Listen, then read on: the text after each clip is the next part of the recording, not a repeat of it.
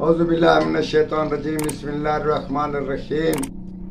Professor Saeed मराठ साहब आपकी खिदमत में हाजिर। अस्सलाम वालेकुम नाज़रीन।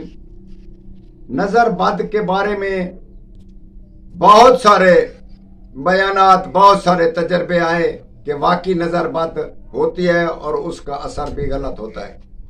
नज़र बद को उतारने के लिए हम आपको फौरी इलाज बताते हैं। इंशाअल्लाह ताला नज़र बद यूं चली जाएगी और देखने तक ना आएगी। फटकड़ी ले लें, सफेद फटकड़ी लेकर अपने सर के ऊपर से घोलकर उल्टा सीधा उसके साथ थोड़ा सा अनाज मिलाकर, चंद अनाज, 5 किस्म के अनाज उसके साथ मिलाकर उस फटकड़ी को दरिया में बहते पानी में डालना है।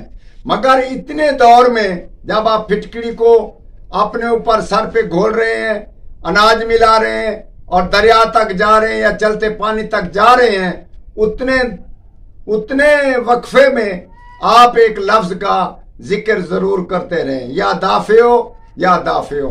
इंशाअल्लाह ताला बिल्कुल नजर 3 दिन के अंदर 100 साल की नजर, किसी कारोबार को नजर या खुद को नजर, जानवरों को नजर, या आप किसी किस्म की नजर है आप उतार सकते हैं। मेरी तरफ से आपको इजाजत है।